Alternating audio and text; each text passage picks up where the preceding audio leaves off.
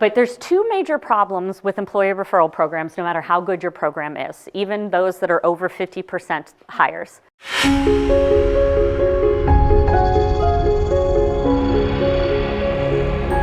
The first one is, how are your employees supposed to know what open jobs you have? That's not their job. As the head of recruiting, I didn't know all the open jobs we had. I couldn't stay on top of that. There were 3,000 at any given moment. Your employees are off doing their job. They have no idea what the open jobs are. Maybe they look at it occasionally. Maybe you send them a message as a recruiter saying, hey, I have a job like yours open. Do you know anybody? But they don't stay on top of your open jobs. Nor do they really know, problem number two, the skills and abilities of everybody in your network. So just take a pause and think about your own LinkedIn network, however large that might be. You may have people in there that you worked with 8, 10 years ago, 5 years ago.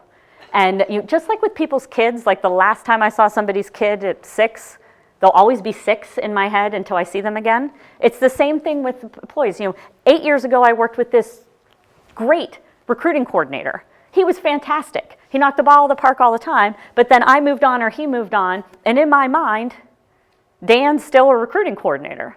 And we haven't really stayed in great touch, but we read each other's updates and things. And when somebody comes to me and say, hey, Kara, do you know any good recruiting managers? I would never think of Dan in a million years. But if I went to Dan's profile, he's actually managing a small recruiting team at a government contractor not far from me. And I would not have thought of him at all. Nor would I know what people, if they've left an industry and moved and how they've grown. So at the point, I call an employee and say, do you know any good recruiters? I'll ask all of you. How many of you know good recruiters? Yeah, right? At this moment in time, you could probably give me a list of 5 or 6. I bet you know 100 out there and of varying skill abilities, but you're not going to think of them at that moment, and then you're just going to move on with your life because you have other things going on. These tools solve that problem because they do a couple of really great things. So there's really 2 types of tools. The first one is called broadcast only, and they really just focus on allowing your employees to broadcast your job openings to their social networks. So they opt in and they say, oh, I'm going to take this job number 1, 2, 3, 4, 5. I know a lot of people in that space, and I'm going to put it on my Facebook page, or I'm going to put it on my LinkedIn feed, or I'm going to tweet it. And it gets a custom link for that employee. So anybody that clicks that link and comes into your site and applies is automatically tagged to that employee. So you don't have to do any of this crazy figuring out who referred whom by the email inbox order that things came in. So they allow them to broadcast and give a very broad reach. And for $0 above and beyond what you pay for the tool, your marketing quadruples, because people are sharing these things all over the place. A lot of startup companies really love this because startup-minded people know a bunch of other startup-minded people. And so just broadcast only. So that's the first kind. The second kind is really a superset of broadcast only. So broadcast only, and what in the space is called discovery. So this is where it gets really cool.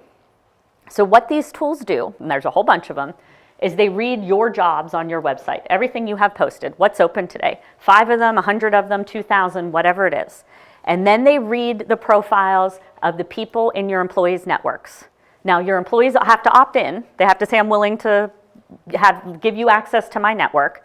But if I opt in and say, I'll give you LinkedIn, but not Facebook, because I only do personal stuff on Facebook, on a regular basis, some of them do it daily, some of them do it multiple times a day, they'll compare your job openings to the profiles of all of the people and all of your employees who have opted in, and they will look for matches.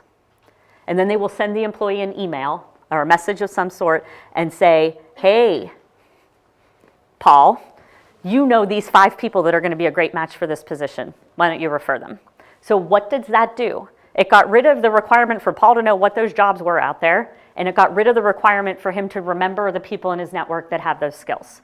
And so it makes that auto connection, and it sends him a message. And they all do it a little differently. Sometimes it's email, sometimes it's a dashboard on their tool. Some of them just allow you to say yes, refer, or no, refer. Others actually ask you to give ratings and recommendations or comments. So they do a lot of really interesting things, but it takes all of that friction out. It does all that craziness for you. And then in this case, I would have gotten Dan, and I've been like, oh, I had no idea that's what Dan was doing. I loved him as a recruiting coordinator. I bet he's a great manager. Yes, let's put him into the system. And off it goes. And many of the tools can integrate with your ATS. And that's a whole nother presentation because integrate is a very loose term, as many of you know, but there's a number of ways to do things, and if you don't have an ATS at the current moment, then you're golden. But it allows those employees to make those connections and choose who they want to move forward. And now suddenly, before you even have to go post a job externally or do any kind of hard sourcing for it, you're getting recommended people from your employees, and it's very easy for them. And you can set it up that they get it daily. They can choose daily, weekly, just like any LinkedIn group that you're in, and you can say how often I want to know when something's going on. Employees can set those things up. Very easy, very user intuitive to make happen, but suddenly you just get overwhelmed. And many of these companies, as you talk to them, they'll give you case studies of doubling the number of employee referral hires in their first year. I mean, think about that alone. You can start cutting back on marketing budgets and putting money in different places because you're getting these really highly qualified, connected to your company people, so engagement begins early, because they already know somebody that works there, and they have that connection. So those are the two kind of big groupings. But I want to bring you back to a statistic I showed you earlier over here on the left-hand side. 27% of companies planning to launch programs are going this third-party route. So the people getting into employee referral business are going this route.